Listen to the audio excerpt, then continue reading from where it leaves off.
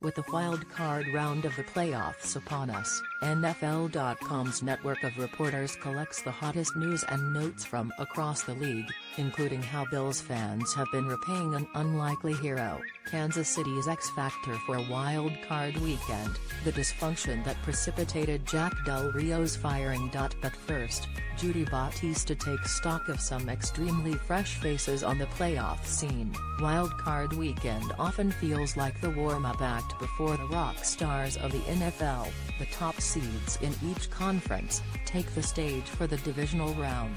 But this weekend is also a chance to cast the spotlight on those who, not that long ago, were toiling on the outside looking in, often way outside. 8 of the 12 teams in the playoffs are new this year, tied for the most in a season since 1990. The New England Patriots might be this generation's dynasty, but all that fresh blood in the postseason is a testament to one of the NFL's most hallowed principles: the mechanisms that encourage parity give every team a chance. It just takes longer in some places than others to take advantage of it. Most remarkable about this field is that 4 of the 8 new teams are marking reawakenings, ending the long playoff droughts that for years defined these franchises as failures.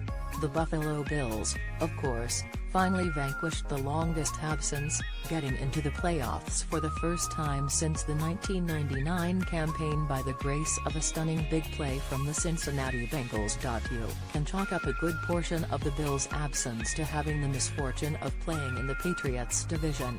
Since 2001, the Patriots have won the AFC East an astonishing 15 times, meaning the only reasonable path for the Bills to reach the playoffs throughout most of their drought was via a wild-card spot.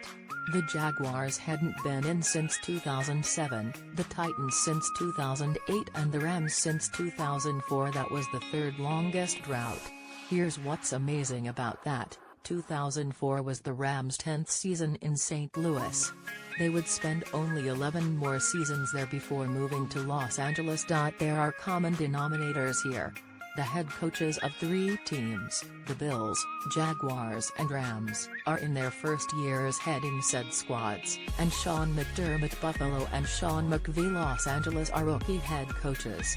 That suggests that there were plenty of valuable pieces already in place when the new coaches arrived, but the teams needed a new culture or a new scheme or a few tweaks to the roster to quickly maximize those pieces, and those are things that usually accompany new head coaches. See the magic McVay has performed with Jared Goff, or the discipline and mental toughness Doug Marrone was intent on instilling since the first day of Jags training camp, or the quality players the Bills sent packing this season in order to establish their culture. What is most glaring, though, is how the successful use of high draft picks finally propelled these teams out of the cellar and into the playoffs. According to NFL research, these 4 teams have combined for at least 2 of the top 10 picks in every draft for 10 consecutive seasons. The Jaguars alone have had a pick in the top 10 in each draft since 2008, and in the top 5 for the last 6. That's how they got Leonard Fournette, Blake Bortles, Jalen Ramsey, and Dante Fowler Jr. The Rams have had a top 10 pick 7 times since 2008, but only 3 remain on the current roster: Goff, Todd Gurley, and Tavon Austin. Still, 14 drafted players have started at least 8 games for the Rams this season. The Titans have used their last 3 top 10 picks on offense: Marcus Mariota, Jack Conklin, and Corey Davis.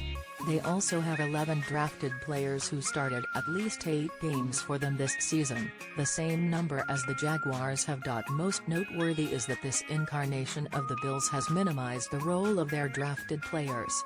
Only 8 drafted players started at least 8 games this season.